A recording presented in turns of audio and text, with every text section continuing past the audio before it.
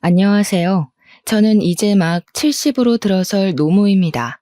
요양원 생활을 하면서 새롭게 컴퓨터를 좀 배웠는데 젊은 직원 선생님들이 재밌는 걸 알려줘서 우연히 사연을 접하게 되었어요. 한 자리에 앉아서 수많은 사람들의 이야기를 듣고 말을 남기고 한다는 게 너무 신기하더라고요. 요즘은 많은 사연자들에게 응원의 말 한마디 남기는 재미로 살고 있어요. 사연을 듣고 응원만 하다 보니까 한편으로는 제 사연도 꽤나 심도 있어서 얘기를 한번 해보면 좋겠다. 그런 생각이 들더라고요. 그래서 남겨봅니다. 시간 되시는 분들은 들어봐 주세요. 저는 젊은 시절부터 남편이란 작자 때문에 고생을 많이 하며 지냈습니다. 남편과 만나서 결혼을 한 건 단순히 제가 사는 동네에 총각이 남편밖에 없었기 때문이었어요. 제가 살던 시절에는 남자와 여자가 만나서 결혼을 하는 과정이 그리 복잡하지도 않았고, 잘 맞고 안 맞고 상관없이 그냥 얼굴 좀 길게 봤다 싶으면 하는 게 결혼이었어요. 그래서 남편이 알코올 중독에 빠져가도 바람 피우고 반백수처럼 살아도 저는 그걸 다 감당하면서 육아에만 열중했습니다. 당연히 힘들었죠. 그때는 저와 비슷한 고충을 겪는 아내들이 많다는 걸 알면서도 힘든 건 힘들었어요. 그럼에도 제가 그런 쓰레기 남편으로부터 버틸 수 있었던 건 제 자식들이 있었기 때문입니다. 제게는 아들 셋과 딸 한 명의 자녀가 있어요. 아들만 낳다가 제가 딸이 갖고 싶어서 어려운 형편에도 불구하고 굳이 생겨버린 아이를 지우지 않았습니다. 실제 아들들과 딸은 나이 차이가 좀 났는데 아들들이 딸들을 잘 봐줘서 육아는 그리 힘들지 않았어요. 저를 힘들게 했던 건 오로지 남편뿐이었죠. 남편은 제 얼굴만 보면 욕을 하고 시비를 거는 사람이었습니다. 그건 자식들이 보고 있는데도 마찬가지였고 특히나 밥상머리 앞에서 저를 그렇게 무시했었어요. 반찬이 뭐 이따위야. 지금 나 백수라고 반항하는 거냐? 돈 못 버니까 밥도 거지같이 처먹어라 이거야? 인연이 틈만 나면 사람 성질 긁네. 애들 앞에서 욕 좀 그만해. 애들이 뭘 보고 배우겠어. 내가 언제 당신한테 돈 못 번다고 시비 건 적 있어? 당신 혼자 자존심 상해서 내 성질 긁는 거 아니야. 그런 식으로 목소리만 높이면 가장 위험이 산대? 남편 때문에 저희 집 밥상이 엎어지는 건 그리 놀랄 일이 아니었고 한 끼를 2번 차리는 것 또한 익숙했던 때였습니다. 이반이 백수라서 제가 남편을 대신해 일을 해야 했어요. 남의 집 식당에서 잡일까지 하며 돈을 벌었습니다. 그 식당은 규모가 작아서 직원을 저 하나만 썼거든요. 요리는 사장님이 했고 나머지는 제가 다 했어요. 당연히 육체적으로 피로했으나 집에서 술만 먹고 있을 남편을 보는 것보단 마음이 편했습니다. 그리고 무엇보다 다행히 남자 사장님 인심이 너무 좋아서 제 편의를 잘 봐주셨어요. 또 월급이 참 괜찮았는데 저 하나 있는 것도 직원이라고 복지 혜택을 잘 챙겨주시더라고요. 연차도 있었고 명절 보너스도 있었습니다. 제게 유일한 운이 있다면 일복이 아니었나 늦게나마 생각을 해보네요. 바깥일도 제가 하고 집안일도 제가 해야 해서 힘에 부치긴 했지만 자식들만 생각하면 주저앉을 수가 없었어요. 제가 할 수 있는 최대한의 체력을 내면서 살았죠. 자식들에게 많은 걸 누리게 해주진 못해도 학교 공부는 하게 해주고 싶었고 용돈 들고 친구들과 놀 수 있게 해주고 싶었거든요. 그 나이에 누릴 수 있는 최소한의 인생만큼은 꼭 살게 해주고 싶었습니다. 그래서 아들들과 나이 차가 좀 나는 딸을 만삭이 되도록 안고 있었을 때도 일을 했었고 출산을 하고서 갓난아기를 등에 업고도 일을 했을 정도로 돈 버는 데 미쳐 있었어요. 그런데 남편은 제가 그리 노력하는 게 마음에 들지 않았나 보더라고요. 돈 없으면 돈 벌어 오라고 난리였고 돈을 벌러 나가면 집구석에 안 박혀 있고 어딜 싸돌아다니냐고 난리였습니다. 너 설마 남자 생겼냐? 그래서 자꾸 싸돌아다니는 거지? 그게 아니면 벌어오는 돈도 쥐꼬리만 하면서 뭐 한다고 하루 종일 나가 있어? 하여간 불륜만 저질러 봐. 인정사정 없이 소송할 줄 알아. 네가 그런 말 할 자격이 된다고 생각하냐? 너는 내 돈 다 뺏어서 딴 년 만나러 다니잖아. 나야말로 소송해줘? 네가 만난 여자들 얼굴 다 알고 있는데 하나씩 다 고소해버릴까? 자식들 앞에서 웬만하면 안 싸우고 싶었는데 남편이 하는 꼬락서니를 보면 안 그럴 수가 없어서 끝내 목청 높여 다투길 반복했어요. 자식들은 우리 부부싸움 때문에 그 지옥에서 늘 두려움을 안고 살았을 겁니다. 자녀들의 눈빛이 불안정한 걸 알면서도 저 또한 사람이었던지라 남편 새끼를 두고 이성을 붙들고 있기가 어려웠네요. 그건 아직도 자식들에게 미안한 점이라고 생각하고 있어요. 그런 불안정한 가정에서 자랐는데 애들이 어떻게 부모를 보고 존중하겠습니까? 당시만 해도 제가 나름 최선을 다해 자식들만 보고 살았다 생각을 했었는데도 아이들의 입장은 전혀 달랐어요. 아들 셋이서 나란히 고등학생일 때 저희 딸은 초등학생이었는데요. 아들들이 머리가 커가니까 우리 부부를 바라보는 시선이 어쩐지 점차 보이더라고요. 한 번씩 아들들이 의견을 좀 더 확고하게 표현하기도 했고요. 어느 날 큰아들이 느닷없이 저더러 남편과 이혼하라고 했을 때 크게 느꼈습니다. 그땐 남편이 술에 찌들어 자고 있을 때였어요. 그 거침없는 발언에 순간 저는 아무런 답을 못 줬습니다. 딸은 옆에서 이혼이 뭐냐고 묻고 있고 아들 셋은 그저 제발 우리끼리 나가 살자고 저한테 더더 졸랐죠. 솔직히 엄마가 계속 아빠한테 괴롭힘 당하는 걸 보는 게 너무 힘들어. 공부에 집중도 안 되고 그냥 아빠가 죽었으면 좋겠어. 이젠 내가 못 참아서 그래. 제발 나가서 살자, 엄마. 저 또한 남편을 죽일 만큼 미워했고 속으로는 수천 번, 수만 번 이혼 소송을 했어요. 그러나 그건 단지 속마음뿐이었지 실천할 엄두는 내본 적이 없었습니다. 제가 이혼을 하지 않는 게 내 새끼들을 위한 것이라고 착각했었거든요. 애들이 저랑 남편을 보는 눈빛이 많이 냉정해졌다고 생각은 했었지만 이혼을 하라는 말을 직접적으로 한 적은 그날이 처음이어서 좀 많이 충격받았던 것 같아요. 그저 남편이랑 저를 미워하고 있는 줄로만 알았는데 이렇게까지 갈라놓고 싶어 하는 줄 몰랐습니다. 그날 아들들은 이왕 입을 턴 김에 남편을 향한 많은 악감정을 저에게 표출을 했어요. 그때 제가 무슨 기분이 들었냐면 이 사태가 계속 가다간 돌이킬 수 없는 문제로 번질 것 같은 기분이 드는 거예요.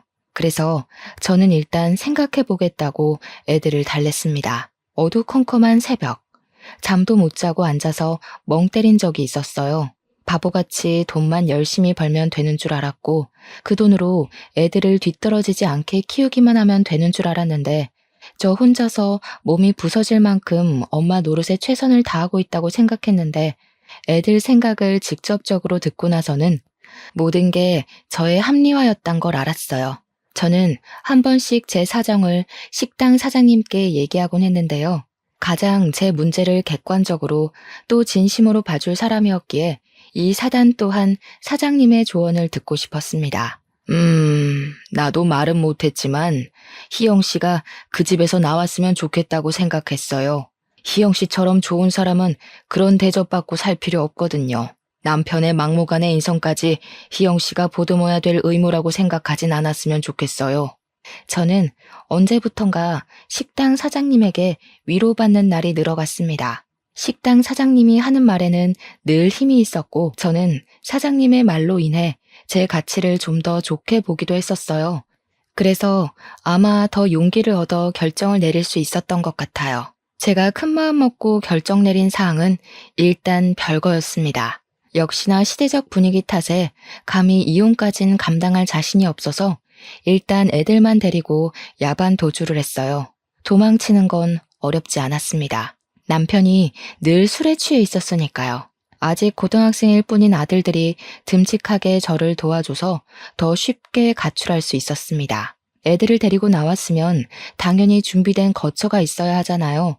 제가 마음을 크게 먹고 가출할 수 있었던 건 고맙게도 사장님이 형편 어려운 제 사정을 받아주는 덕이 있었기 때문이었어요. 저희들은 당분간 사장님께 신세를 지게 된 것이었죠. 사장님은 작은 가게를 운영하는 것에 비해 사는 곳이 꽤 넓었습니다. 평소에는 그냥 평범한 식당 주인이라고만 생각했는데 사장님 집을 처음 보고서 그분의 재력을 대강 체감했어요. 흔쾌히 저희 식구를 보듬어준다길래 혼자 사는 사장님 집에 민폐가 되지 않을까 걱정했거든요. 근데 사장님이 괜찮다고 계속 자기 집에 오라고 하는 겁니다. 역시 믿는 구석이 있어서 저희에게 배려를 해준 거더라고요. 듣자 하니 사장님은 큰 집을 부모님께 물려받았다고 했습니다. 2층 주택이었는데 위아래 세대가 완전히 분리되어 살 수 있게 대문도 2개로 나누어져 있는 곳이었어요. 원래는 세를 주려고 했는데 마침 제 사정을 알게 되어 저한테 선의를 베풀어 주신 거더라고요. 사장님 덕분에 저희는 가출을 한 신세에도 원래 살던 환경보다 훨씬 좋은 집에서 살 수 있게 되었습니다. 사장님은 1층을 사용했고 저희 식구들은 2층에 새들어 살게 되었죠. 사장님이 애들 독립하기 전까지 공짜로 지내라 했으나 더 이상 신세지는 건 아니라고 생각해서 저는 월급에서 떼 월세를 따로 지불했습니다. 다행히도 남편은 우릴 찾지 못했어요. 제가 어디서 일하는지 관심도 없던 양반이니까 찾을 수가 없었겠죠. 애들은 무사히 무럭무럭 커서 아들들은 다 장가를 가게 되었고 딸만 대학생으로 제 곁에 남을 때까지 저는 정말 마음 편하게 지냈어요. 그동안 사장님이 우리 애들을 마치 자기 자식처럼 잘 대해주고 아빠 없는 빈자리가 느껴지지 않도록 우리 애들에게 과분한 관심을 주어서 얼마나 고마웠는지 모릅니다. 정말 다 갚을 수 없을 만큼 무한한 은혜를 받고 살았어요. 그리고 저는 그런 사장님의 마음이 단순한 친절인 줄로만 알았습니다. 그러나 사장님이 다 저를 좋아했기 때문에 흔쾌히 모든 걸 지원해줬다는 걸 알고는 좀 놀랐어요. 사장님의 고백을 처음 들었을 때 저는 저 또한 사장님을 좋아한다는 걸 깨달았습니다. 이 사실은 당연히 자식들도 성인이 되면서 알게 되었고 나이 들어서 징그럽단 소리 안 하고 오히려 우리를 축하해줬어요. 애들 말이 제발 좋은 남자 만나서 엄마가 행복하길 바랬다고 얘기해주기도 했. 정말 모든 게 꿈만 같던 시절이었지만 한편으론 걱정되는 부분도 있었어요. 당연히 제게 영원한 오점인 남편의 존재 때문이었는데요. 그땐 제가 남편과 별거한 지 15년이 되었을 때였습니다. 별거를 하고 한 번도 남편을 본 적이 없었고 어쩔 때는 남편의 존재가 하루 종일 생각나지 않았을 정도로 까마득할 때도 많았어요. 사장님 집으로 도피해서 살아온 순간이 진짜 제 삶이라고 착각하며 15년을 보냈었죠.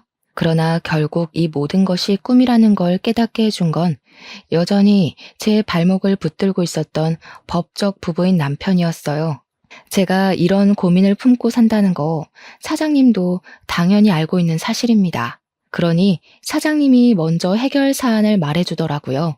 만약 남편의 외도가 계속 진행되고 있다면 10년 내까지 소송이 가능하기 때문에 이혼 소송으로 해결을 할 수가 있고 법정 참석은 변호사를 선임하면 되니 굳이 제가 다시 남편을 마주하는 일은 없을 거라고 하더군요. 저는 법에 대해 잘 몰라서 다시 남편을 만나야 하는 줄 알고 살짝 두렵기도 했거든요.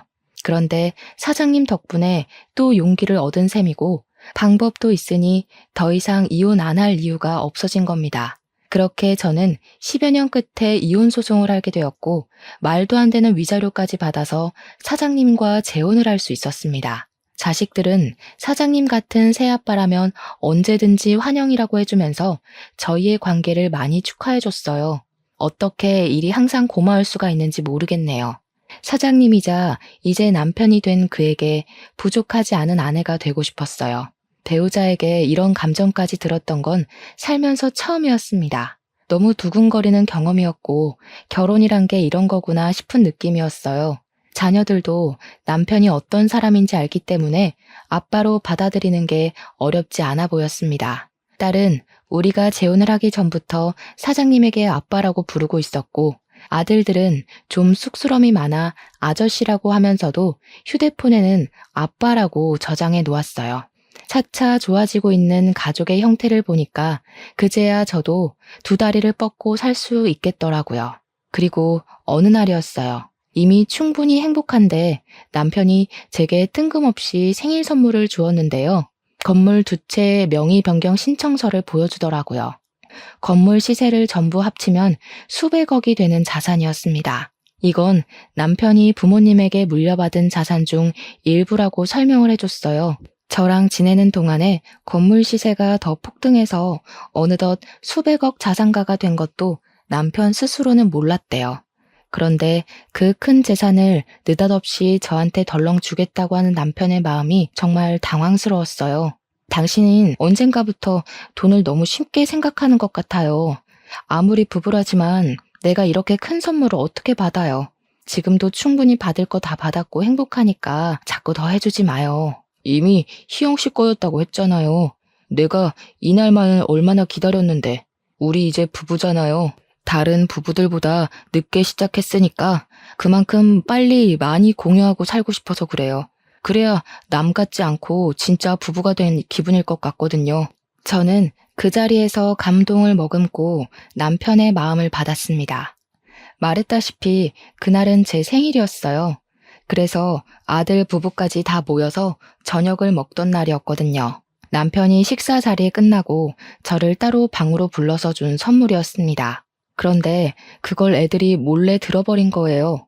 누가 엿본다는 건 모르고 있었는데 제가 남편 앞에서 눈물을 보이자마자 자녀들이 들이닥쳐서는 우리 둘의 모습을 보곤 박수를 쳐줬어요.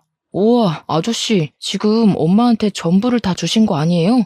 저희 다 들었어요. 어쩐지 아저씨 집 처음 왔을 때부터 부자 같았는데 정말이었네요. 세상에서 제일 대단한 남편감 아닌가? 엄마, 완전 땡 잡았어. 너무 부럽다. 나도 아빠 같은 남자랑 결혼하고 싶어. 세상에 어떤 남편이 마누라 생일 선물이라고 건물을 덜컥 주겠어. 자녀들은 남편의 재력을 알고서 그저 존경 어린 눈빛을 띄었고 며느리들도 시아버지 너무 멋있는 분이라면서 분위기를 한껏 띄워주었어요. 남편은 그런 자녀들과 며느리들에게 어깨를 으쓱해 보이며 땡 잡은 건 오히려 자신이라고 당신 같은 와이프 얻는 것이 쉬운 게 아닌데 너무 고운 여자랑 결혼을 해서 기쁘다는 식의 민망한 말을 해보였습니다. 자녀들과 며느리들이 남편의 느끼한 멘트에 소리를 지르면서 자지러지곤 했는데 그 달아오른 분위기에서 저만 얼굴이 빨개져선 고개를 못 들고 있었어요. 너무 부끄러웠지만 그런데도 이것이야말로 행복이라는 게 너무 느껴지더라고요. 이미 남편을 만나고 잘 살아왔으나 저는 여기서 더 잘하는 아내가 될 것이고 더 훌륭한 엄마가 되겠다고 그때 한 번 더 결의를 다졌던 기억이 납니다. 그렇게 저의 행복은 날아오를 대로 올라 정점을 찍고 바로 추락하기 시작했어요. 높이 올라간 만큼 추락하는 속도도 너무 무섭고 갑작스러웠습니다. 제가 처음으로 무너졌던 건 따뜻했던 봄의 계절이었습니다. 재고부족으로 장을 보러 갔던 남편이 느닷없이 혼수 상태에 빠졌다고 병원에서 연락이 왔었어요. 그땐 너무 깜짝 놀라서 상황 설명도 못 듣고 바로 식당 문을 닫고 병원으로 달려갔습니다. 제가 도착했을 때 자녀들이 이미 남편 곁에 있었어요. 저는 의식 없이 누워있는 남편을 보면서 도대체 어떻게 된 거냐고 울음에 묻힌 목소리를 내보냈습니다. 그러니 장남하는 말이 병원 측에서 음독사고로 남편이 쓰러진 채 발견이 되었다고 하더라고요. 음독사고라니 정말 뜬금없는 이유였습니다. 제 남편은 장을 보러 나간 건데 어디서 어떻게 독약을 먹는단 말입니까? 제가 전혀 사고에 대한 이해를 못하고 있자 거기서 장남이 머뭇거리다가 몇 마디 더 보태었어요. 아저씨가 아무래도 아빠를 찾아갔던 것 같아. 둘이 어떻게 연락이 돼서 만난 건지는 모르겠는데 소방관이 하는 말 들어보니까 우리 옛날 살던 집에서 아저씨가 사고를 당했다고 하더라고. 이게 무슨 마른 하늘의 날벼락인가 싶었어요. 제가 이혼을 못했던 것도 아니고 저랑 전 남편의 관계는 이미 다 정리가 된 상태였는데 남편이 왜 전 남편과 접선을 했을까요? 설명을 들으면 들을수록 머릿속이 복잡하기만 했습니다. 장남한테 남편이 왜 전 남편을 만났냐고 대신 물어도 장남 또한 그것까진 모르겠대요. 경찰에선 이미 전 남편을 구속해서 조사 중이라고 하는데 거기서도 전 남편이 남편과 왜 접선을 했는지 별다른 이유는 말 안 한다고 하더라고요. 그나마 남편한테 해코지한 이유 정도는 전 남편이 선뜻 밝혔다는데 그냥 제가 괘씸해서 그랬다는 자백이었답니다. 아무리 사람한테 안갚음이 있어도 그렇지 어떻게 멀쩡한 사람을 반 죽여놓는단 말인가요? 음독을 시도했다는 건 명백히 살인 미수잖아요. 몇 년이 지나도 한결같이 쓰레기인 전남편 소식을 들으니 얼마나 심장이 벌렁벌렁 하던지. 끝난 줄만 알았던 전남편의 존재가 다시 제 발목을 잡자 과거로 돌아간 것 마냥 가슴이 갑갑했습니다. 제 눈앞에서 남편이 의식 없이 누워 있어서 더 혼란스러웠던 것 같아요. 그렇게 저는 남편을 붙들고 이게 무슨 일이냐 오열만 하면서 시간을 보냈어요. 남편이 이렇게 된 게 내 탓 같아서, 아니 내 탓이라서 모든 게 죄스러울 뿐이었습니다. 자녀들은 그런 제 곁을 돌아가면서 지켜주었어요. 자녀들이 남편 꼭 깨어날 거라고 위로를 해주는데도 좀처럼 진정이 되질 않았습니다. 당연히 식당 문도 못 열었어요. 남편의 곁을 한시도 떠나기가 싫었으니까요. 이게 모두 제 전남편의 짓이니 남편이 깨어나면 저를 원망할 수도 있다고 생각을 했어요. 그런 건 상관없었습니다. 그저 남편에게 이혼을 당해도 괜찮고 남편이 저를 안 보고 싶어 해도 괜찮으니 그냥 무사히 깨어나기만을 바라면서 그 무거운 시간을 묵묵히 보냈어요. 혼자 이렇게 자책을 하는 것이 아닌 원망을 듣더라도 남편 목소리로 직접 듣고 싶었습니다. 그러나 제가 남편에게 대단히 큰 원흉이었나 봐요. 하늘은 제게 남편에게 용서할 시간을 주지 않았습니다. 안타깝게도 남편은 발견 당시 이미 소생 불가 상태였기에 호흡기를 끼고 중환자 신세를 진 지 2주 만에 세상을 떠났어요. 그날 저는 정말 세상이 무너지는 줄 알았습니다. 남편에게 아무것도 듣지 못했고 마지막 인사를 나누지도 못했는데 남편을 보내주라네요. 뭐 이런 경우가 다 있단 말입니까? 이렇게 경우 없는 작별은 왜 있냔 말이에요. 아직 남편에게 들을 말이 많고 보답해야 하는 마음도 가득한데 사별이라뇨. 너무 황당해서 남편에 대한 미안함과 슬픔이 원망으로 변질되기까지 했어요. 대체 왜 그런 위험한 사람을 혼자서 찾아간 건지 남편 옷깃을 붙들고 묻고 싶었습니다. 그러나 역시 돌아가신 분에게선 답이 없었죠.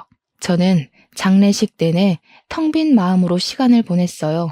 자녀들과 며느리들이 저를 대신해서 바쁘게 조문객을 받았고 장례 절차에 따라 움직였습니다.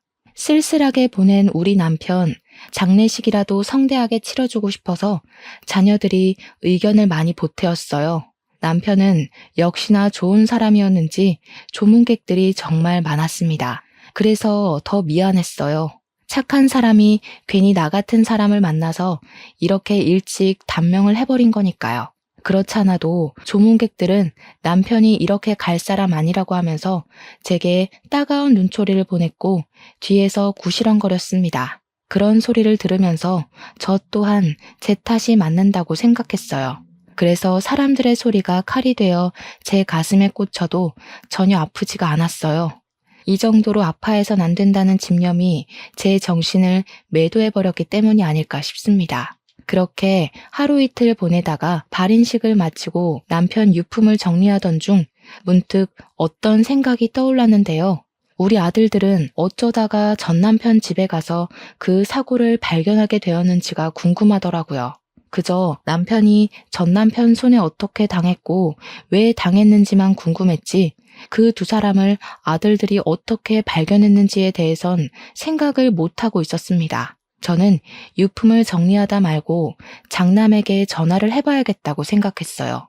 휴대폰이 어디 뒀는지 찾는다고 바닥을 이리저리 둘러보다가 주웠는데 그 순간 침대 밑에 있는 박스를 하나 발견했습니다. 제 짐은 아니었으니 남편의 짐이 확실했어요. 이런 곳에도 짐을 놔뒀나 싶은 마음으로 가볍게 열어봤습니다. 남편의 물건이 맞았고 그 안에는 남편 개인적인 서류들이 가득했어요. 저는 봐도 모를 거라서 자녀들을 불러서 이걸 정리해야 하나 하던 와중 제 눈에 띈 하나의 봉투가 있었는데요. 새 것으로 보이는 서류 봉투였어요. 그것만 단단하게 묶여 있어서 손이 안 갈 수가 없었습니다.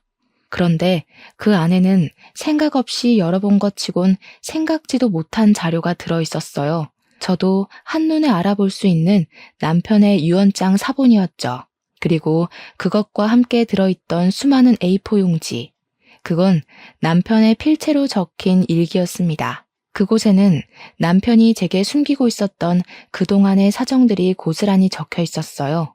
마치 저한테 편지를 쓰는 것처럼 일기가 적혀 있어서 실제 남편이 직접 얘기해 주는 것과 같은 망상이 들기도 했는데요. 남편이 마지막 흔적이 묻어있는 그 일기를 하나 둘 읽어볼수록 저는 입을 틀어막을 수밖에 없었습니다. 그곳엔 제가 굳이 자녀들에게 연락하지 않아도 남편의 죽음을 예측할 수 있을 만한 내용들이 수두룩했어요. 당황스럽게도 남편이 전 남편을 만난 건 이번이 처음이 아니었더라고요. 그전에도 전 남편을 만났다는 게 충격이었지만 그보다 더 놀랐던 건 그 만남이 전부 제 아들들의 주도하에 이루어졌단 거였어요. 아들들은 저 몰래 내 남편을 찾아가서 친부에게 지속적으로 시달리고 있다고 몇 번이나 하소연을 했던 것 같았어요. 착한 남편은 아들들의 고충을 듣고서 고민을 많이 했을 거고 자녀들에게 진정한 아빠가 되고 싶다는 이유로 그 문제를 직접 나서서 해결하려고 했을 거예요. 그러니 아들들이 남편을 데리고 전 남편을 만나러 다녔겠죠. 분명 아들들은 제 앞에서 남편과 전 남편의 접선이 어떻게 이루어졌는지 모른다고 했었는데 그 일기가 사실이라면 아들들은 제게 거짓말을 했다는 것이 됩니다. 이미 이것만으로도 충격이었는데 남편의 마지막 일기로 보이는 곳에는 더 충격적인 사실이 적혀 있었어요. 저에게 경고를 해주는 듯한 문구였습니다. 전 남편과 아들들의 사이를 믿지 말라고 적혀 있더라고요. 아무래도 아들들이 전 남편과 거래를 한 것 같다는 알 수 없는 말도 있었고 조금 더 알아보고 저한테 다 말해주겠다고도 쓰여 있었습니다. 너무 놀라서 저는 이걸 어떻게 해야 하는지 고민을 많이 했어요. 우선 아들들이 왜 저한테 거짓말을 한 건지 이해가 안 되었습니다. 그리고 남편이 마치 우리 아들들이 수상하다고 얘기를 하고 있는 사실도 머리 아플 만큼 혼란스러웠어요. 제가 이 수많은 의문들을 다 풀어내면 남편 유언장이 가리키는 문구 또한 받아들일 수가 있는 걸까요? 남편 유언장에는 자신의 재산 상속 증여를 모두 제게 일임한다고 적혀 있었어요. 원래 남편은 저뿐만 아니라 자녀들에게도 자신의 재산을 증여해 줄 마음이 있던 사람이었어요. 그랬던 사람이 제게 재산을 전부 일임했습니다. 이건 분명 자녀들에게 재산을 줄 수 없는 이유가 있다는 걸 뜻하는 것 같았어요. 아들들에게서 돌아선 것 같은 이 유언장은 남편의 말 못했던 사정을 대신 표현해주고 있는 것 같기도 했습니다. 차마 모른 채 할 수가 없는 사실이었어요. 진실을 마주하는 게 너무 무서웠지만 저는 이 사실을 아들들에게 알리지 않았습니다. 대신 딸을 기다렸습니다. 남편 일기장에는 아들들 언급만 있었지 딸 얘기는 없었거든요.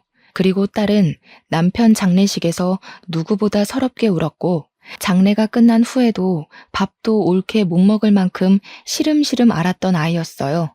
저 못지않게 남편의 죽음을 크게 애도하였습니다. 그런 딸이 아들들처럼 숨은 얼굴을 갖고 있을 거란 생각은 못했어요.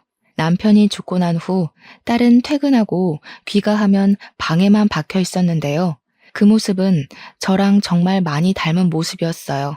그런 딸의 마음을 제가 다잡아주고 기운을 북돋아줘야 하는데 못나게도 엄마로서의 역할을 제대로 못했습니다. 그날도 딸은 방에만 박혀서 저녁 먹을 생각을 안 하고 있었어요. 그래서 제가 오래간만에 딸 방을 찾아갔습니다. 그 순간 방문 가까이 가니까 안에서 어떤 말소리가 들렸어요. 그때부터 저는 기척을 숨긴 채 문에다 귀를 바짝 대어 들어봤습니다. 나도 매일 눈물 짜내느라 힘들어. 이러다 진짜 우울증 올 것 같다니까. 억소리 나는 돈만 아니었으면 나 진짜 다 관뒀다. 돈 받으면 이 집 바로 나갈 거야. 우리 어디 갈래? 발리 갈까? 자기 발리 가고 싶어 했잖아. 딸의 생생한 목소리에 저는 귀신이라도 본 것 마냥 문에서 떨어져 나갔습니다. 딸에게서 남편 일기장에 적혀있는 아들들의 소름 돋는 모습까지 투영되어서 보이는 듯 했어요. 아들들 또한 제가 못 보는 곳에서 딸처럼 이런 생각으로 남편을 바라봤겠죠. 저는 이때야 내 자식들의 실체를 다 알아버린 셈이었어요. 내 자식들이 남편을 아빠라고 받아들였던 게 전부 남편의 재산 때문이라는 걸 알았습니다. 아들들과 딸은 결코 우리 남편 죽음을 슬퍼한 적이 없다는 거였고, 여태껏 나와 같은 모습을 하고 있다 생각한 딸의 눈물도 거짓이라는 거 아닙니까? 딸의 이면적인 모습에 충격받은 저는 그곳에서 찍소리도 못하고 얼른 방으로 돌아와 버렸습니다. 아들들 모습은 안 봐도 비디오이니 확인해 볼 필요가 없다고 생각했어요. 진실을 직면한 그날, 저는 남편과 단둘이 썬 그 방에서 며칠을 울었습니다. 남편이 제게 자식들의 이런 면을 말하지 못해서 얼마나 속이 골았을까요? 혼자서 어떻게든 해결해 보려고 얼마나 노력했을까요? 저는 남편 앞에 악마 새끼들을 끌고 온 것 같아 미안해서 괴로울 지경이었습니다. 그러나 이대로 울고만 있을 수는 없었어요. 남편의 재산이 정리되어야 한다는 걸 이미 자녀들이 알고 있고 자기네들 앞으로 떨어질 콩고물을 기대하고 있잖아요. 충분히 울면서 시간을 보낸 저는 마음을 굳건하게 먹고서 변호사를 불렀습니다. 어차피 재산 정리하려면 변호사를 불러야 되니까요. 그리고 자식들에게도 식당으로 모이라고 연락을 한 통씩 넣었어요. 자식들은 뻔뻔한 얼굴로 저를 위로하면서 안부를 물어주었습니다. 자녀들에게서 전 남편의 괴물 같은 모습이 보이는 것 같아 소름이 돋았어요.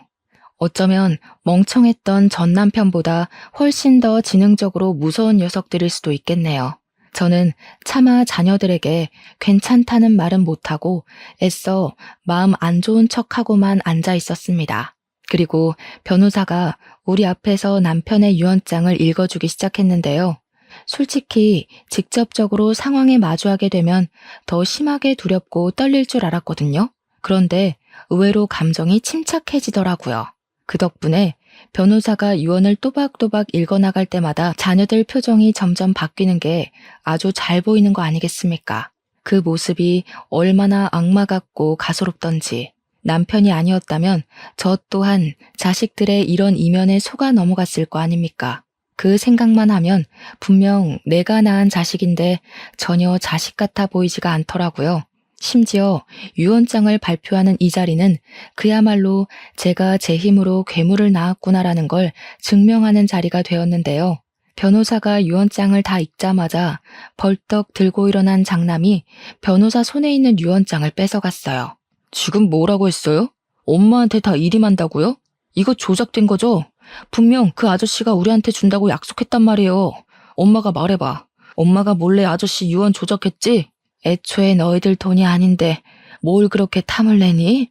남편이 선심 써서 너희한테 주고 싶다고 했던 거지. 너희 돈을 맡아놨다가 돌려주겠다는 소리가 아니었어. 이미 열이 바짝 오른 장남한테 제 말은 들리지도 않는 것 같았어요. 장남은 기어코 제가 꾸민 짓이라 망언을 퍼부으며 유언장을 던져버렸습니다. 그리곤 제 멱살을 목 조르다시피 꽉 쥐었어요. 지금 혼자 잘 먹고 잘 살겠다는 거야? 어떻게 핏줄을 버려?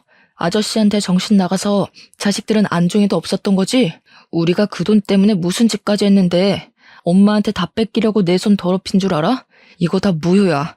진짜 유언장 어딨어? 장남은 돈이 제 앞으로 안 떨어지자 막 나가기로 했는지 개소리를 거침없이 짓거렸어요. 장남은 지금 자신이 무슨 소리를 하고 있는지도 모를 만큼 흥분했던 것 같은데요. 장남이 말하는 더러운 짓이 뭔지는 제가 경찰한테 남몰래 신고를 하고서 알게 된 사실인데 아들들이 남편의 사망을 음독사고로 꾸미고 전 남편한테 뒤집어 씌운 거더라고요. 이미 자녀들이 저와 전 남편을 버린 거나 마찬가지인 셈이었지만 그 사실을 들었을 때 저 또한 자식들을 버리기로 마음먹었습니다. 고맙게도 녀석들은 내가 내 손으로 자식을 끊어내는 걸 죄스럽지 않도록 해줬어요. 장남뿐만 아니라 둘째도 셋째도 제게 남자한테 정신 나가서 재산 다 독식한다고 패륜적인 발언을 서슴지 않았습니다. 어디 아들들 뿐이었겠습니까? 제 앞에서 남편 보고 싶다고 엉엉 울었던 딸까지 더는 본색을 연기하지 못하더군요. 이거 100% 엄마 혼자 다 먹으려고 수 쓴 거야. 오빠, 경찰 불러. 무조건 조사해봐야 돼. 내가 왜 결혼도 안 하고 그 아저씨랑 엄마 밑에서 비위 맞췄는데 돈 한 푼 못 받으려고 그런 개고생을 한 줄 알아? 나 이거 인정 못해. 소송할 거야. 딸은 이제 남편을 아빠라고 칭하지도 않더군요. 이 녀석들의 난동을 눈앞에서 보고 있는데 얼마나 어처구니 없었는지 모릅니다. 자식들이 이 모양 이 꼴인 것도 제가 다 잘못 키운 탓이겠죠. 녀석들이 아무리 유언장이 가짜다 뭐다 개소리를 해도 그것에 대해 증언해줄 변호사가 버젓이 서 있는 상황에서 사실을 부정하는 건 그저 기운 빼는 짓밖에 안 되었어요. 남편이 직접 했다는 건 누구보다 변호사가 가장 잘 알고 있는 사실이잖아요. 굳이 제가 나서지 않아도 제 결백은 알아서 증명이 되었고, 그래서 저는 더 마음 놓아 서름을 토로할 수 있었어요. 너네들 이러려고 내 남편을 아빠로 받아들였니? 그 사람이 너네한테 얼마나 진심으로 대해줬는지 몰라서 이래? 아빠 없는 애들처럼 안 보이게 하려고 얼마나 부유하게 누리도록 해줬는데. 그러니까 돈이나 내놓으라고. 이러면 그동안 해준 것도 욕먹는다는 거 몰라? 그리고 우리가 마음에도 없는 아저씨 집에 들어가서 아빠 대우해줬으면 돌아오는 게 있어야지. 솔직히 엄마만 좋자고 아저씨 집 들어간 거잖아. 애들 입에서 나오는 대사 한마디 두 마디가 제 감정을 더 밑바닥으로 끌어당겼습니다. 아마 제가 자기네들 엄마가 아니었다면 이 녀석들이 벌써 손찌검을 하고도 남았을 거란 생각이 들었어요. 변호사는 어쩌지 못하고 그저 자녀들을 말려주기만 했는데 자녀들은 이미 눈에 뵈는 게 없는지 변호사까지 밀치면서 공격적인 태세를 보였습니다. 식당 아니었던지라 식탁 위에 위협이 될 수 있을 만한 수저라든지 가위라든지 등등이 있었는데 그것까지 손에 쥐면서 제게 겁을 줬어요. 다 시끄럽고 그래서 아저씨가 엄마한테 다 일임했다고? 그럼 엄마 손에 돈 있는 거네? 그래, 핏줄도 아닌 아저씨 돈을 우리가 받아 처먹는 거 불편했을 수도 있지. 근데 이젠 그거 다 엄마 돈 된 거잖아. 우린 엄마 핏줄이니까 이제 받을 이유 마땅해진 거 아니야? 꿈도 꾸지 마라. 너희들한테 줄 돈은 하나도 없다. 남의 돈으로 호의호식할 생각 말고 없으면 없는 대로 생기면 생기는 대로 그렇게 살아.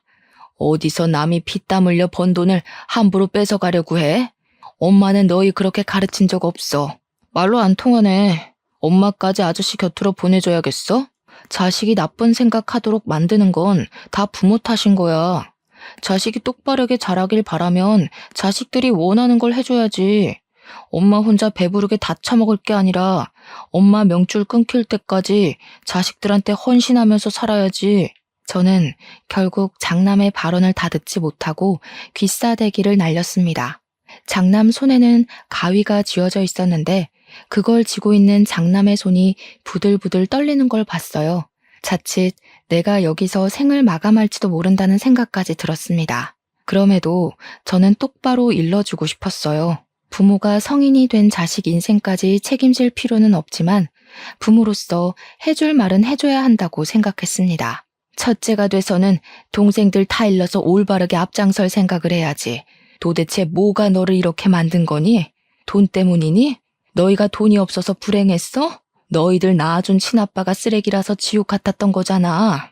돈이 없으니까 아빠가 그 난리였겠지. 돈만 있었어 봐. 적어도 우리가 남 눈치만 보면서 빌빌거리진 않았어. 엄마야말로 왜 자꾸 우리더러 불행하게 살래?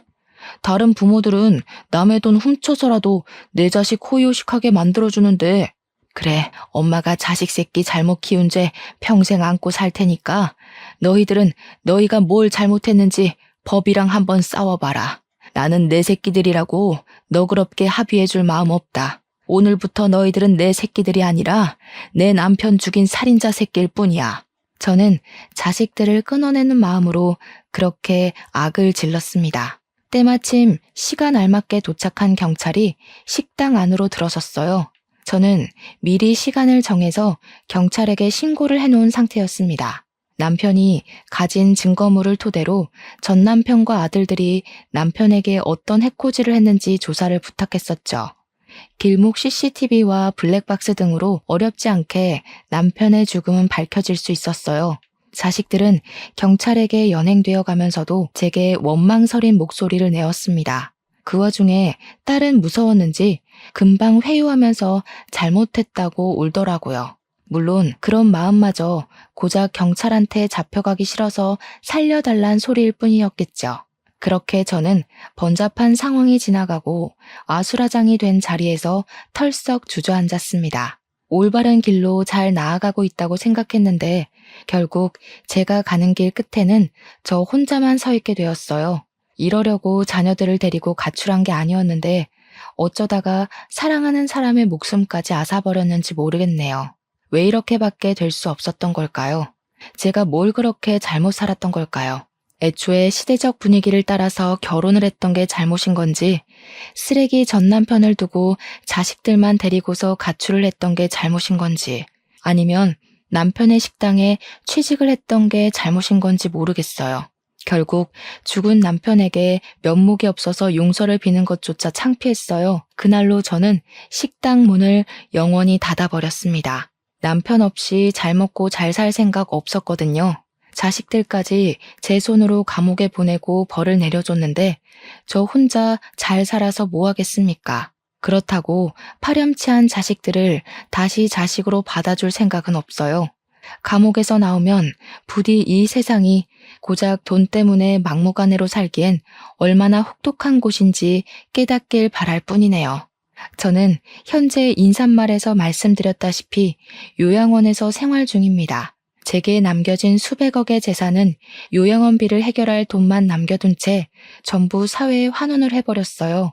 내 돈 아닌 걸 갖고 있으려니 얼마나 무섭고 마음이 불편하던지. 어려운 사람들을 위해 써버리니까 속은 좀 시원하더라고요. 아마 두 발 뻗고 못 자는 일은 없지 않을까 싶네요. 남은 생을 요양원에서 쭉 보내다가 갈 것 같은데 이곳이 조금 쓸쓸하고 심심하긴 하더라도 더는 아픔 없이 그냥 이렇게 살다가 가고 싶습니다. 마지막 소원인데 그것만은 하늘이 저를 불쌍하게 생각해서 들어줬으면 좋겠네요. 손가락이 굳어서 글 쓰는 속력이 느렸다 보니 벌써 저녁 먹을 시간이 되었습니다. 점심 먹고 앉았는데 벌써 저녁이라니 오랜만에 몸이 고생을 좀 한 기분이네요. 오늘은 일찍 잠자리에 들어야겠습니다. 제 사연 읽어주셔서 너무 감사해요. 모두가 덜 아픈 생을 살길 기원할게요.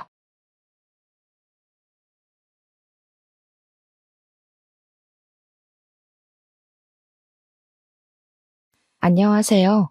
저는 경기도에서 소아과 의사로 일하고 있는 35살의 여성입니다. 지극히 평범하게만 살던 제가 얼마 전 끔찍한 일을 겪어서 이렇게 사연을 보내게 되었어요. 모든 일을 겪고 난 지금 다시 생각해봐도 어떻게 사람이 그럴 수 있나 싶기도 하고 한편으로는 빨리 그 사람들의 실체를 알게 돼서 다행이다 싶기도 합니다. 그동안 아무에게도 말하지 못했지만 그래도 두 번 다시는 이런 일이 생기면 안 될 것 같아서 익명의 힘을 빌려 용기를 내 사연을 보냅니다. 저는 어린 시절부터 아이들을 정말 좋아했어요. 한때는 어린이집이나 유치원 선생님을 꿈꿨을 때도 있었지만 이보다 아이들에게 더 도움되고 의미 있는 일을 해보고 싶었습니다. 그래서 소아과 의사라는 꿈을 가지고 의대에 진학했고 열심히 노력해서 전문의 자격증도 따고 소아과도 개원할 수 있었어요. 사실 소아과를 개원할 때는 비용이 적지 않게 들어서 약간 부모님의 도움도 받긴 했습니다. 저희 아빠는 지금 자동차 부품회사를 운영하고 계시는데 자세히는 모르지만 직원 수가 50명 정도 되고 연 매출이 100억 정도 되는 회사이거든요. 회사를 잘 운영하시는 부모님 덕에 저는 제가 하고 싶은 일을 다 하며 별 어려움이나 걱정 없이 편하게 살았습니다. 이랬던 제가 나이를 한 살 한 살 먹으면서 걱정이 생기게 되었는데 그것은 바로 저의 결혼 문제였습니다. 아이를 엄청나게 좋아했기에 결혼을 빨리 해서 저와 닮은 아이를 갖고 싶었으나 저는 어릴 때부터 공부만 해왔고 이성에 대해서는 큰 관심이 없었습니다. 그래서 남들은 다 하는 연애도 제대로 해본 적이 없었어요. 연애해야 결혼도 하고 아이도 갖고 할 텐데 연애도 해본 적이 없는 제가 무슨 수로 아이를 낳을 수 있겠습니까? 30살을 넘기면서 이대로는 안 되겠다 싶어 주변에서 결혼할 남자를 찾기 위해 백방으로 노력했어요. 그런데 연애와 공부는 다르더라고요. 공부는 제가 열심히 노력하면 얼마든지 되는 것이었는데 연애는 노력한다고 해서 되는 것이 아니었습니다.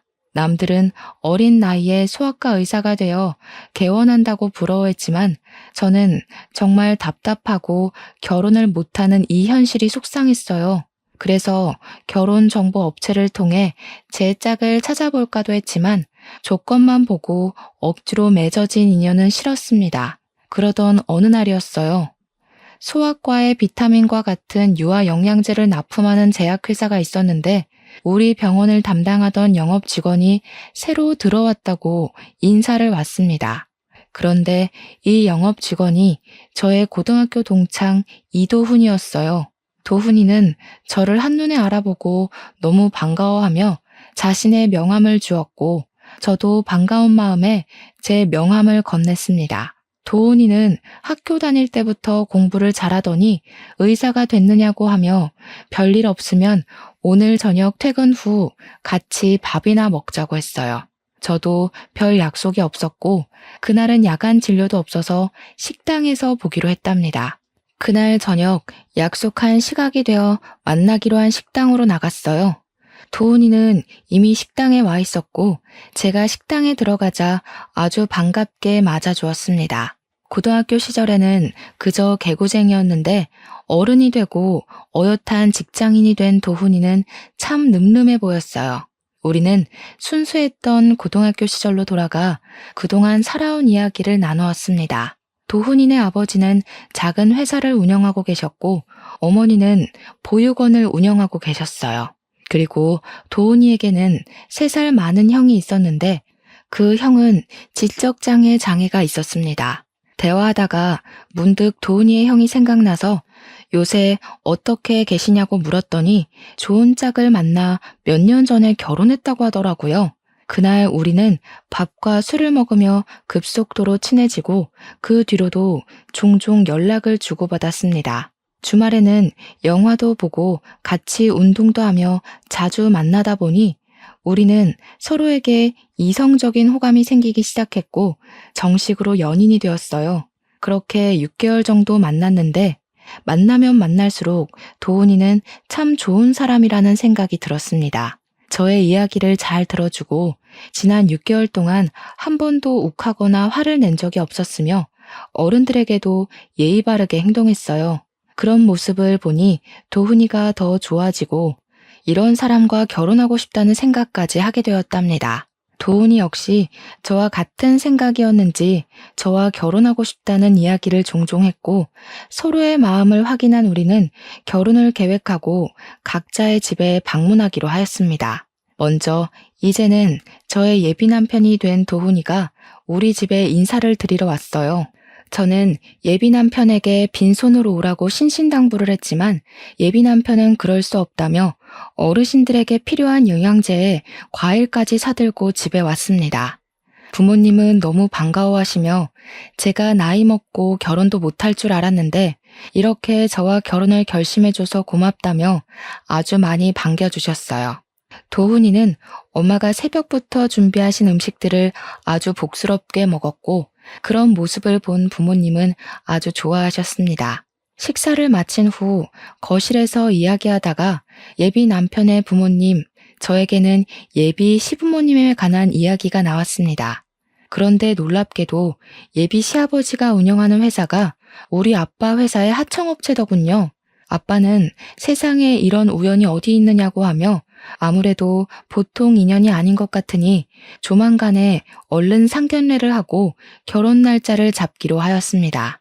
도훈이와 부모님의 첫 만남은 아주 화기애애했고 이어서 다음 주에는 제가 예비 남편의 집에 첫인사를 드리러 갔어요. 저는 어지간하면 긴장을 하지 않는 성격인데 정말 심장이 튀어나올 정도로 엄청나게 떨렸습니다. 예비 남편은 그런 저의 손을 꼭 잡아주며 우리 부모님은 이미 허락하셨으니 친척집이라고 생각하고 편하게 이야기하라고 했어요. 집에 들어가니 예비 시어머니는 저를 너무 반갑게 맞이해 주시며 소아과 의사이니 공부는 당연히 잘했을 텐데 얼굴도 참하게 이쁘다며 반겨주셨습니다. 예비 시아버지 역시 환하게 웃으시며 잘 왔다고 어서 오라고 하셨어요. 두 분의 따뜻한 환대를 받으며 거실로 들어갔는데 상에 육, 회, 공에 모든 음식이 다 있더라고요. 세상에, 저 이런 상은 식당에서나 봤지 집에서는 처음 봐요. 저 음식 가리는 것 없어서 밥에 김치만 있어도 잘 먹는데 힘들게 왜 이리 많은 것을 차리셨어요. 너무 감사합니다. 우리 집 며느리가 될 사람이 처음으로 왔는데 당연히 맛있는 음식으로 대접해야지. 어서 와서 앉아요. 예, 지은아. 네 동서 될 사람 왔는데 왜 이리 꾸물거리니? 빨리 밥 가져오지 못해? 부엌에서는 저의 예비 형님이 땀을 뻘뻘 흘리며 얼굴이 시뻘개져서 허둥지둥 음식을 준비하고 있었습니다. 저는 예비 형님이 당연히 저보다 나이가 많을 줄 알았는데 한눈에 딱 봐도 너무 앳되고 어려 보였어요. 예비 형님께 인사를 하고 저와 예비 남편 그리고 예비 시부모님과 예비 시아주버님까지 상 앞에 앉았습니다. 그런데 예비 형님 혼자서 수저를 놓고 밥을 나르고 국을 나르고 계시는데 아무도 예비 형님을 도와주지 않았어요. 어느 정도였냐면 쟁반에 밥과 국, 수저를 가지고 오면 앉아있는 사람들끼리 상을 차릴 수는 있잖아요. 그런데 예비 남편을 포함한 모든 가족이 그조차도 하지 않아서 예비 형님 혼자 이리저리 다니며 수저를 일일이 다 놓고 밥과 국도 놓더라고요. 이건 아닌 것 같아서 제가 좀 거들려고 자리에서 일어났습니다. 예비 시어머니가 그런 저에게 어디 가느냐고 하시길래 형님 혼자 바빠 보여서 일 좀 거들려고 한다고 했더니 어머니는 굳이 그럴 필요 없다며 오늘 처음으로 온 자리니 그냥 편하게 밥이나 먹고 가라고 하셨어요. 예비 형님은 혼자 너무 힘들어 보이는데 다들 형님을 거들떠보지도 않더라고요. 지금 이런 상황도 이해가 가지 않는데 더 황당한 것은 밥과 국이 다 차려지고 나서도 예비 형님은 자리에 앉지 않고 옆에서 가만히 서서 있었습니다. 형님도 같이 앉아서 식사해요. 저 때문에 음식 다 차리시느라 힘드셨을 텐데 같이 드셔야죠. 쟤는 원래 나중에 먹는단다. 신경 쓰지 말고 어서 먹어. 알겠지? 그리고 지은아, 국이 너무 짜잖니? 너는 살림을 얼마나 했는데 아직도 간 하나 제대로 못 맞추니? 하여튼 뭐 하나 제대로 할 줄 아는 게 없어요. 가서 물이나 떠와. 예비 시어머니는 저한테는 아주 상냥하고 나긋나긋하게 잘 대해주었지만 예비 형님한테는 너무 까칠하고 매섭게 이야기하셨습니다. 예비 형님은 그런 어머니의 말에도 원래부터 당연히 그래왔던 것처럼 억울한 표정 하나 없이 밥상 옆에 서 있었고 다른 가족들도 그런 예비 형님을 아무도 신경 쓰지 않았어요. 예비 아주버님 역시 마찬가지였습니다. 자신의 부인이 이런 하대를 받고 있는데도 아무렇지 않게 생각하고 밥만 먹고 있더라고요. 이런 모습이 저는 너무 불편하고 이해가 되지 않았습니다. 편하지 않은 식사가 마쳐지고 부엌에 가보니 설거지할 그릇이 정말 많았고 예비 형님은 그 앞에서 한숨을 쉬고 있었어요.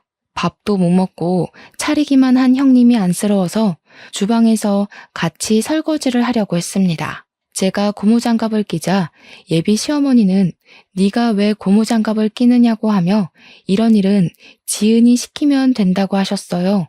그러면서 어머니는 제 손에 있던 고무장갑을 빼버리고 예비 형님한테 빨리 상 치우고 과일을 내오라고 했습니다. 예비 형님 혼자 상을 다 치운다고 쟁반에 그릇들을 옮기는데 그 누구 하나 도와주지 않고 구경만 하고 있었어요. 이건 정말 아니다 싶어서 제가 조금씩 도우려고 하자 예비 시어머니도 남편도 아무것도 하지 말고 그저 앉아 있으라고 했습니다. 이렇게 예비 형님 혼자 모든 그릇을 다 치우니 이번에는 예비 시아버지가 빨리 과일 좀 내오라고 화를 버럭 내셨고 예비 형님은 예비 시아버지의 호통에 과일을 깎기 시작했어요. 예비 형님 혼자 종종거리며 과일과 차를 내오고 혼자 부엌에 들어갔습니다. 저는 그런 예비 형님이 신경 쓰여서 마음 편히 있을 수가 없었어요. 저의 이런 속도 모르고 예비 남편은 그저 실실 웃으며 과일을 먹고 있었고 예비 시아버지는 자신이 운영하는 회사와 우리 아빠가 운영하는 회사가 협력 관계라며 세상에 이런 우연이 어딨냐며 좋아하셨습니다. 예비 시어머니와 예비 아주버님도 아주 좋아했지만 이 순간에도 예비 형님은 마치 이 집의 가정부처럼 설거지하고 있었어요. 그래도 가족인데 혼자서 설거지를 다 하는 것이 너무 힘들 것 같아 다시 부엌으로 향했습니다. 아가야, 네가 왜 부엌으로 가니? 뭐 필요한 거 있니? 그게 아니라 형님 혼자 너무 힘드실 것 같아서 도우려고요.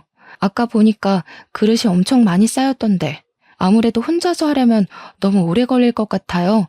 형님과 이야기도 좀 나누고 싶고요. 그런 힘든 일은 제 혼자 해도 충분해. 너는 손님으로 온 것이니 제 신경 쓰지 말고 앉아서 과일이나 먹으렴. 그리고 무슨 형님이랑 대화하니? 우리끼리만 하면 되지. 지은아, 너도 빨리 설거지 마무리하고 좀 쉬어. 너 때문에 우리 새아가가 불편해하지 않니? 아유, 쟤는 눈치도 없고 생각도 없고 손도 느리고. 예비 시어머니는 제가 민망하게 느낄 정도로 예비 형님을 혼내셨습니다.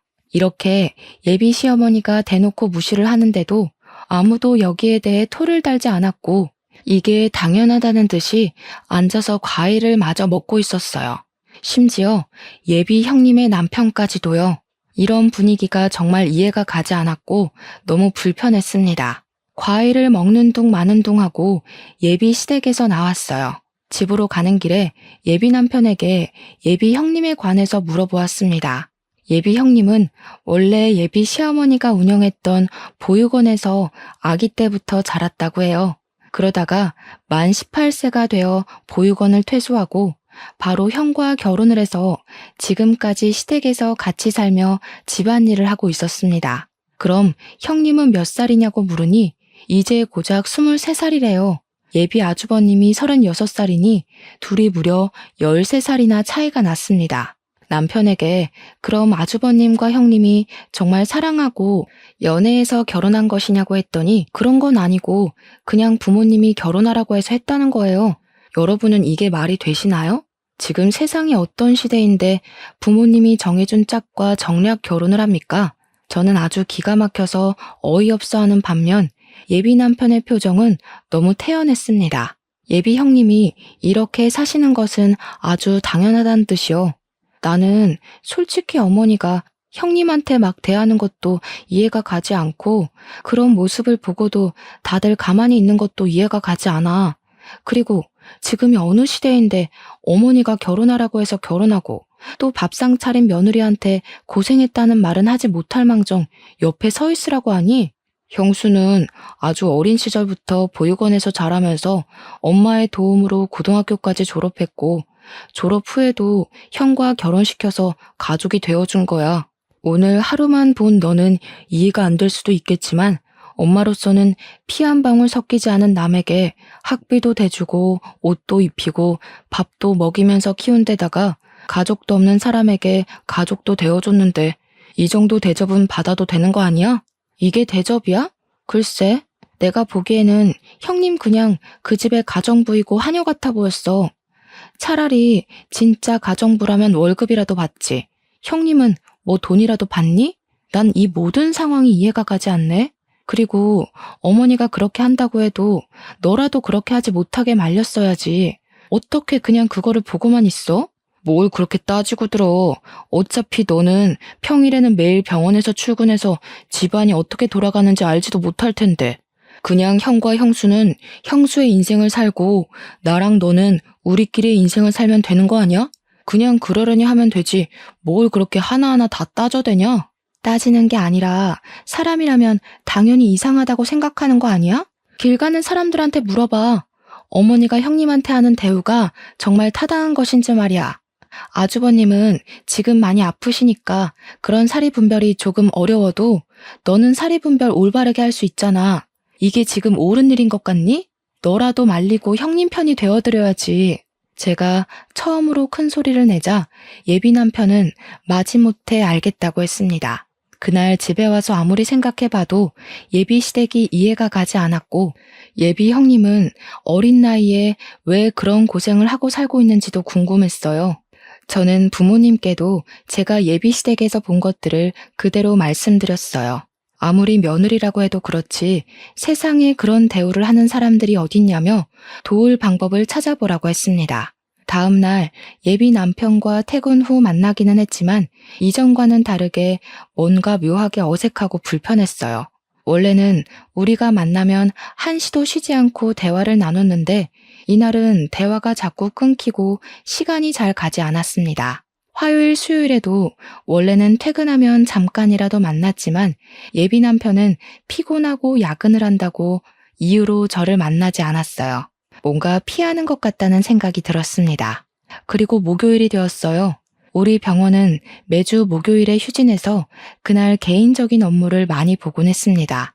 이날은 엄마의 심부름으로 마트에 갔는데 예비 형님이 마트에 있었어요. 저는 너무 반가워서 예비 형님한테 인사를 했습니다. 얼마 전 집에서 처음 봤을 때보다 더 어리고 풋풋해 보였어요. 저는 저번에 인사드리러 간 날 대화도 제대로 못 나눴는데 잠깐 커피 한잔 할 수 있냐고 물었습니다. 예비 형님은 어머니가 친구 집에 놀러 가셔서 괜찮을 것 같다고 했어요. 우리는 근처 카페에서 음료를 주문하고 어색하게 앉아 있었습니다. 저는 예비 형님에게 아주버님과 어떻게 결혼을 했는지 물어보았어요. 예비 형님은 저번에 예비 남편이 말한 대로 보육원에서 자라 어머니를 진짜 엄마로 생각하고 따랐다고 합니다. 그러다 만 18세가 되어 보육원에서 나가야 했는데 어머니가 자기 아들과 결혼하라고 해서 결혼했다고 해요.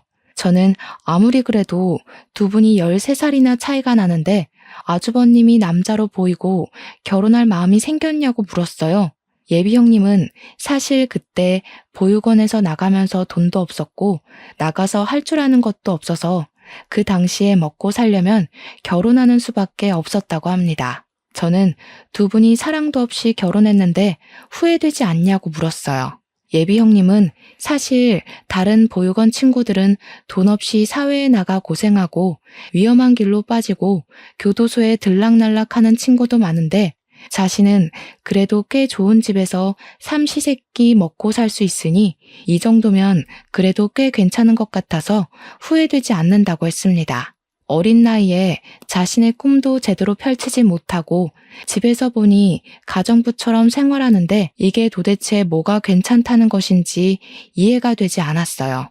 예비 형님은 무엇이 잘못된 것인지도 모르고 그냥 체념한 듯한 표정으로 무덤덤하게 자기는 그저 좋다고 이야기하는데 너무 마음이 아팠습니다.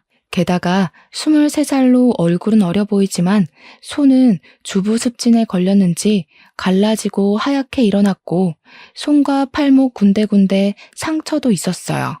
그렇게 예비 형님이 그동안의 이야기를 한창 하셨는데 예비 시어머니한테 전화가 왔습니다. 전화 내용은 못 들었지만 예비 형님이 자꾸 죄송하다고 하는 것 보니 빨리 들어오지 않는다고 혼내는 것 같았어요. 이대로 들어가면 예비 형님이 크게 혼날 것 같아서 일부러 예비 시댁으로 같이 들어갔습니다. 예비 시어머니는 당연히 예비 형님 혼자서 들어올 줄 알았는데 저와 같이 들어오자 깜짝 놀라셨어요. 저는 오늘 진료가 없는 날인데 마트 장 보러 갔다가 우연히 만났다고 했습니다. 예비 시어머니는 저에게 얼른 들어오라고 하며 예비 형님에게 마실 거리 좀 내오고 가서 화장실에서 이불 빨래를 하라고 했어요. 제가 집 앞에 세탁소가 있던데 집에서 이불 빨래를 하느냐고 물으니 집에 지은이가 있는데 왜 돈을 들이냐고 했습니다. 예비 시어머니는 예비 형님을 가족이 아닌 그저 가정부로만 보았어요. 저는 이 집에서 예비 형님을 빨리 구해내야겠다고 생각했고 예비 시어머니가 운영하는 보육원의 다른 아이들은 과연 잘 지내고 있을지 궁금했습니다. 직접 제 두 눈으로 아이들을 확인해보고 싶어서 예비 시어머니에게 보육원에 가서 의료봉사를 하겠다고 제안했어요. 의료봉사? 해주면 좋긴 한데 너도 바쁠 텐데 굳이 할 필요 있겠어? 아이들도 50명이나 돼서 혼자서는 힘들 텐데. 50명이면 우리 학교 후배들과 함께 의료봉사 나가면 돼요. 의료봉사하면 다양한 환자들을 접할 수 있어서 의사 후배들한테 도움이 되는 부분이 있거든요. 저도 예전부터 의료봉사 꼭 해보고 싶기도 했고요. 어차피 아이들 건강 상태도 검사해야 할 테니 제가 가서 할게요. 이번 주 일요일에 별일 없는데 보육원에 가도 되죠? 일요일? 그래, 일단 알겠다. 보육원에 말은 해놓으마. 아, 그리고 어머니, 예비 형님이 보육원 출신이라고 들었어요. 그날 예비 형님과 같이 가고 싶은데 그래도 되죠? 지은이는 왜? 지은이는 집에서 일하는 아이다. 굳이 거기까지 같이 갈 필요가 있겠니? 같이 있어봤자 별 도움도 되지 않을 텐데. 아이들은 낯선 사람에 대한 경계가 상당하거든요. 그래서 저 혼자서 진료 보는 것보다는 같이 지냈던 사람이 함께 있으면 더 도움되고 좋을 것 같아요. 그날 예비 형님도 같이 갈 수 있게 허락해 주세요. 예비 시어머니는 예비 형님도 같이 가게 해달라는 말에 매우 당황한 듯 보였지만 제가 거의 조르다시피 하여 허락을 받아냈습니다. 저는 일요일에 예비 시댁에 와서 식구들을 다 태우고 보육원에 가기로 했어요. 다 함께 봉사를 가기로 한 일요일이 되었습니다. 평소에 친하게 지내던 학교 후배들은 바로 보육원으로 출발했고 저는 예비 시댁으로 가서 예비 시어머니와 예비 남편 그리고 예비 형님과 다 같이 보육원으로 향했어요. 예비 남편과 저는 여전히 뭔가 어색했습니다. 보육원에 의사 후배들이 먼저 도착해 있었고 아이들은 운동장에 있었는데 20명 정도밖에 없어 보였어요. 저는 예비 시어머니에게 50명 정도 되는 아이들이 있다고 했는데 왜 이거밖에 없냐고 물었더니 지금 30명 정도는 날이 좋아 소풍을 갔다고 했습니다. 저와 의사 후배들은 바로 조를 짜고 20명의 아이를 분담해서 진료를 시작했어요. 예비 형님은 제 옆에서 아이들의 긴장을 풀어주는 역할을 했고 예비 시어머니와 예비 남편은 보육원 내의 사무실에 들어갔습니다. 진료를 시작했는데 제가 그동안 소아과에서 본 아이들과는 달리 표정이 모두 다 어두웠어요. 원래 아이들은 어른들과는 달라서 아프고 열이 나도 떠들고 장난치는데 보육원에 있는 모든 아이가 눈치 보는 것 같고 뭔가 겁에 질린 표정들이었습니다. 예비 형님이 일부러 아이들에게 말을 걸었지만 다들 저와 후배들을 경계하고 있는 것 같았어요. 묻는 말에 대답도 하지 않고 웃긴 하는데 억지 웃음이었습니다. 아이들의 표정도 상태도 이상했고 제가 분명히 오늘 의료봉사를 한다고 했는데 그 날짜에 맞춰서 절반이나 되는 아이들이 소풍을 갔다는 것도 이상했어요. 다행히 운동장에 있던 아이들은 크게 아픈 곳은 없어 보였습니다. 진료를 마치고 보육원을 둘러보다가 보육원 후문 쪽에 창고 같은 건물이 하나 있었어요. 그곳은 뭐 하는 곳인지 궁금해서 들어가려고 하니 문이 잠겨 있더라고요. 저는 다시 돌아오려다가 무슨 소리가 들리는 것 같아 그 앞에 귀를 대고 서 있으니 보육원 직원이 놀라서 쫓아왔습니다. 여기는 그냥 창고로 쓰이는 곳이고 직원들 외에는 들어갈 수 없으니 얼른 저쪽으로 가라고 했어요. 일단 가기는 갔는데 창고 안에서 분명히 사람 소리가 들렸는데 창고라고 하니 뭔가 수상했습니다. 미심쩍은 부분이 너무 많았고 아이들도 겉보기에는 괜찮아 보였지만 심리적으로는 매우 불안해 보였어요. 그래서 이 보육원에 대해 조금 더 알아봐야겠다는 생각이 들었습니다. 일단 그날은 진료를 마치고 예비 시어머니 몰래 예비 형님의 전화번호를 받아냈어요. 그리고 아무도 몰래 할 말이 있으니 시간 날 때 언제든 전화를 달라고 했습니다. 그날 예비 남편이 집까지 데려다 주는데 보육원에서 본 아이들의 표정이 너무 어둡고 나이에 맞지 않게 눈치를 많이 보는 느낌이었다고 이야기했어요.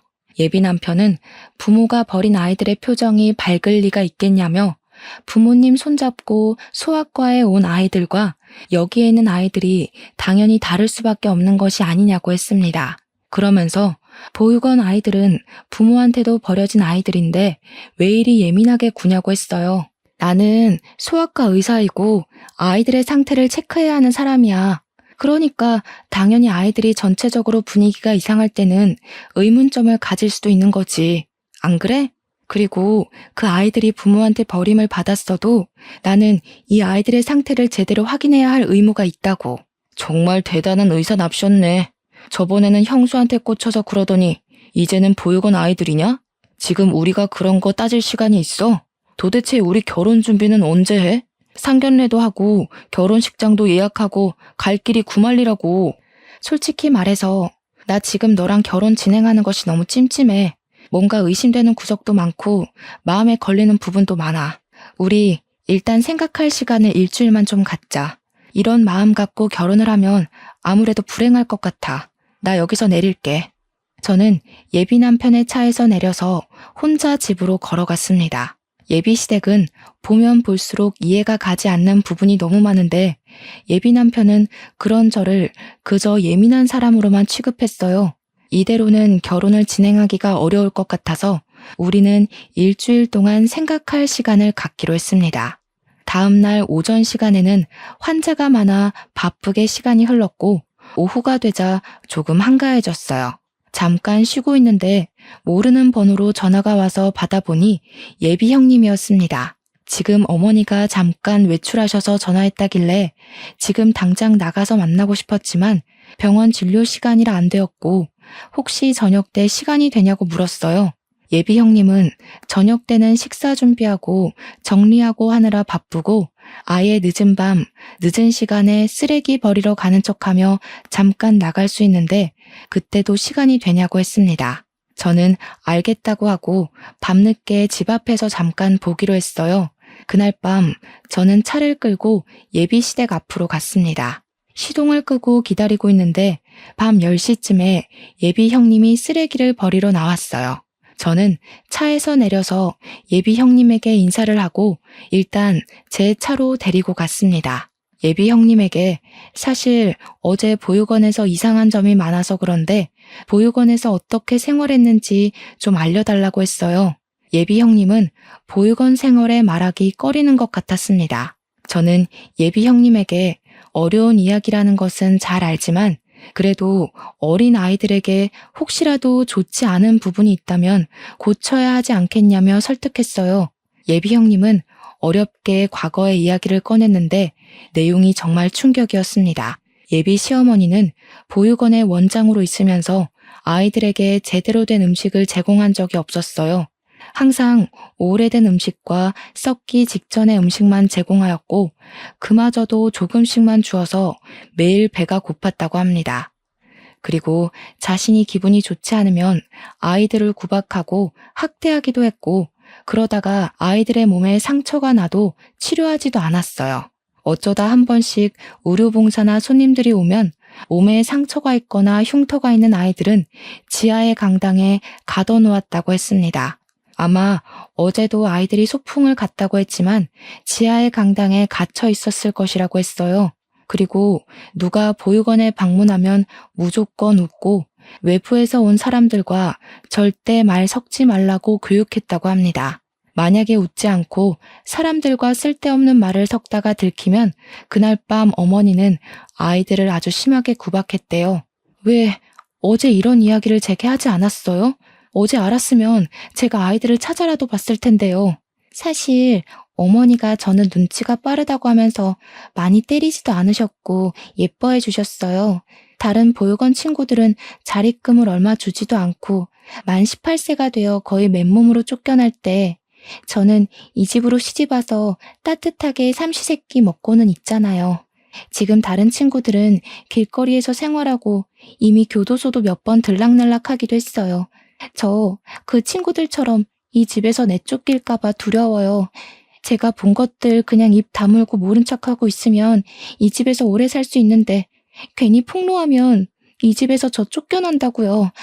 그러니 언니 제발 제가 이 집에서 쫓겨나지 않게 그냥 이 모든 사실 모른 척 해주세요. 저 여기서 쫓겨나면 아무 데도 갈 곳이 없어요. 부모님도 없는 저는 세상에 혼자 버려진다고요. 예비 형님의 간절한 부탁에 저는 당장 어찌할 도리가 없었습니다. 저는 일단 예비 형님에게 피해가 가지 않도록 모른 척 하겠다고 하고 헤어졌어요. 그렇게 예비 형님과 헤어지고 집에 왔습니다. 혼자 침대에 누워있는데 보육원에서 겁에 질린 아이들이 떠올랐어요. 그리고 자신을 먹이고 입히고 키워줬다는 이유로 원치도 않은 결혼을 하고 그 집에서 자신의 꿈은 생각조차도 하지 못한 채 가정부처럼 사는 예비 형님을 그냥 둘 수는 없었습니다. 그냥 이대로 있으면 저 역시 범죄를 묵인하는 방관자에 지나지 않는다는 생각이 들었어요. 이를 어찌해야 하나 고민하다가 우연히 달력을 보니 조금 있으면 5월 5일 어린이날이더라고요. 저는 이날 다시 보육원에 들어갈 계획을 세웠습니다. 다음 날 병원 점심시간에 예비 시댁으로 향했어요. 들어가 보니 예비 형님은 청소를 제대로 하지 않아놨다는 이유로 예비 시어머니에게 호되게 혼나고 있었습니다. 눈물을 뚝뚝 흘리는데 정말 너무 안타까웠어요. 예비 아주버님은 자신의 부인이 그렇게 혼나는데 신경도 쓰지 않고 TV만 보고 있었습니다. 답답한 마음을 뒤로하고 예비 시어머니에게 5월 5일에 보육원 봉사활동을 하고 아이들에게 간식을 주고 싶다고 했어요. 예비 시어머니는 보육원 일에 왜 이리 신경 쓰냐고 하시며 그다지 반기지 않았지만 제가 소아과 의사이기도 하고 저번에 소풍을 가서 절반 정도는 진료를 보지 못해서 꼭 하고 싶다고 했습니다. 그리고 어린이날이니 아이들이 좋아하는 피자나 치킨 같은 간식을 제공하려고 한다고 하며 예비 형님도 같이 가자고 했어요. 예비 시어머니는 탐탁치 않은 표정으로 굳이 그럴 필요 없다고 하셨지만 제가 완강하게 말하니 어쩔 수 없이 허락했습니다.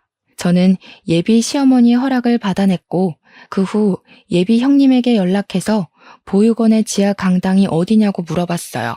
그곳은 후문 쪽에 들어가는 입구가 따로 있었고 매일 잠가 놓는데 사무실에 그 열쇠가 있다고 했습니다.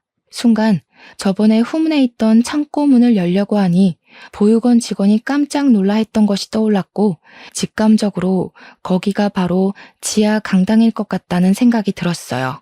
제가 알게 된 모든 사실을 부모님께 말씀드리니 부모님은 세상에 어떻게 아이들을 데리고 그런 짓을 할 수 있냐며 이거는 절대 용서하면 안 될 행동이라고 분노하셨습니다.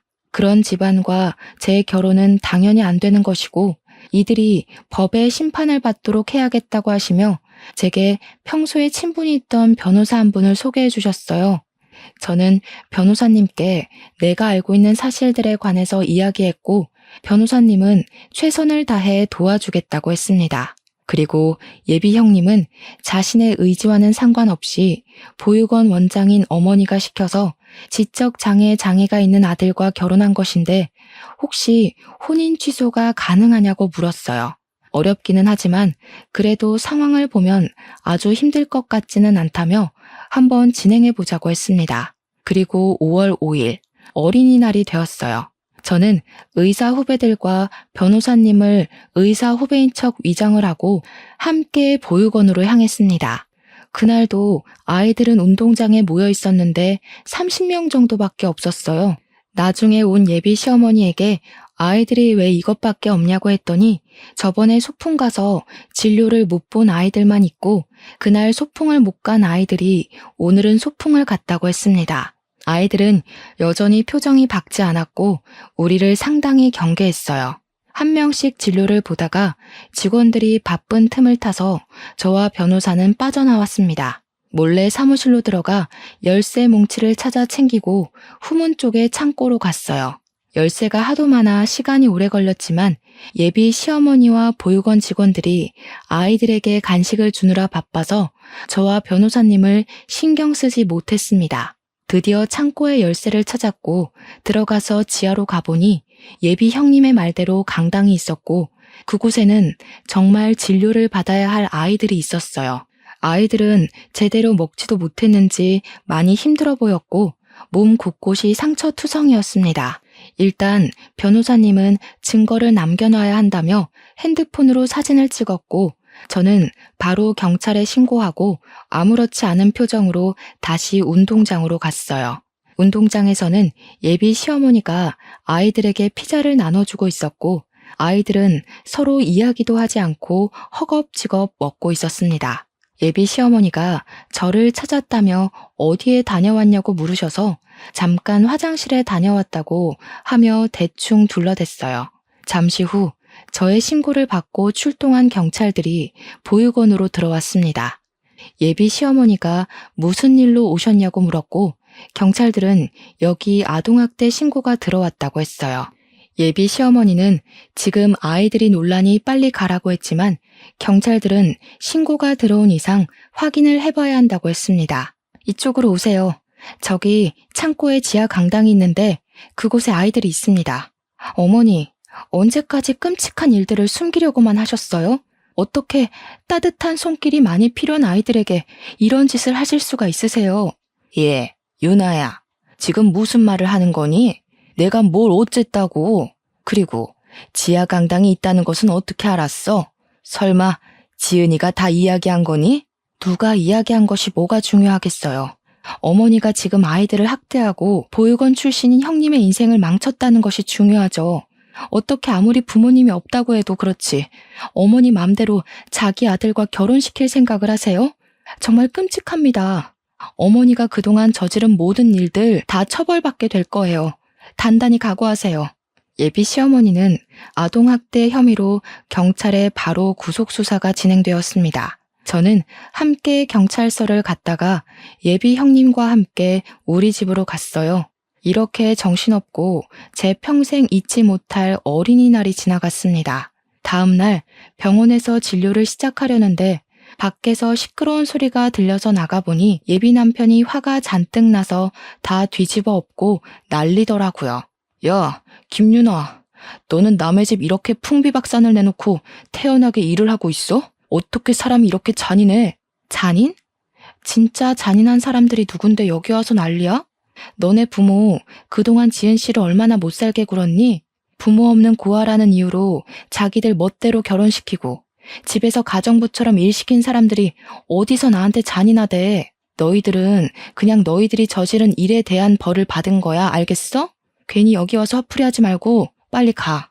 이게 지금 보자 하니까 그니까 넌 지금 네가 잘했다는 거야? 당연하지. 힘없는 아이들 학대하고 괴롭히는 사람들은 당연히 벌 받아야 하는 거 아니야? 안 그래요, 어머니들? 이때 병원에는 아이들의 어머니들이 정말 많이 계셨습니다. 저와 예비 남편의 대화를 다 들은 어머니들이 웅성대기 시작했고 아이들을 학대한 사람들은 당연히 벌 받아야 한다며 다들 제 말에 적극적으로 동의하셨어요. 예비 남편은 어머니들의 반응에 더는 말을 못 이어나가고 소리 지르며 정신 나간 사람처럼 발광했고 저는 예비 남편을 경찰에 신고했습니다. 결국 예비 남편은 경찰에 끌려나갔고 그게 그의 마지막 모습이었네요. 그 뒤 예비 형님, 아니 지은 씨는 우리 집에서 같이 생활했습니다. 우리 엄마가 해주신 음식을 먹고 저와 같은 방에서 살았는데 평생 혼자 살던 내게 친동생이 생긴 것 같아서 너무 좋았어요. 사실 옛날부터 자매끼리 같이 마시는 음식도 먹고 놀러 다니는 모습을 보면 너무 부러웠거든요. 저도 그런 동생이 생긴 것 같아서 같이 사는 게 즐겁답니다. 지은 씨는 우리 집에서 한 달 정도 쉬고 바로 혼인 취소 소송을 진행했어요. 전 예비 시어머니는 보육원에서 아동학대 혐의로 조사를 받느라 정신없고 지은 씨의 남편은 정신적으로 힘들어서 제대로 된 소송이 어려웠습니다. 그런데 도훈 씨 아버지가 지은 씨 남편의 후견인 자격으로 혼인 취소를 안 시키려고 하는 거예요. 이를 어찌해야 하나 싶어 아빠에게 말씀드렸더니 걱정하지 말라며 방법이 하나 있다고 하셨어요. 현재 도훈이 아버지의 회사가 우리 아빠 회사의 하청업체인데 그쪽 회사 매출의 80%가 우리 아빠 회사와의 거래로 생긴다고 합니다. 따라서 아빠 회사가 거래를 끊어버리면 도훈이 아버지의 회사는 운영이 어려운 상황이었어요. 이러한 점을 이야기하며 아빠는 도훈이의 아버지에게 혼인 취소해주지 않으면 모든 거래를 끊어버리겠다고 했습니다. 결국 도훈이 아버지는 어쩔 수 없이 첫째 아들의 혼인을 취소했고 지은 씨에게 위자료까지 주게 되었어요. 그 뒤로 지은 씨는 우리 집에서 생활하며 아빠 회사의 격리 직원으로 일하고 있습니다. 지은 씨는 이번 일을 겪으면서 자신도 누군가에게 도움이 되는 사람이 되고 싶다며 간호조무사 자격증을 따려고 공부도 열심히 하고 저와 함께 한 달에 한 번은 보육원 봉사활동을 다니고 있어요.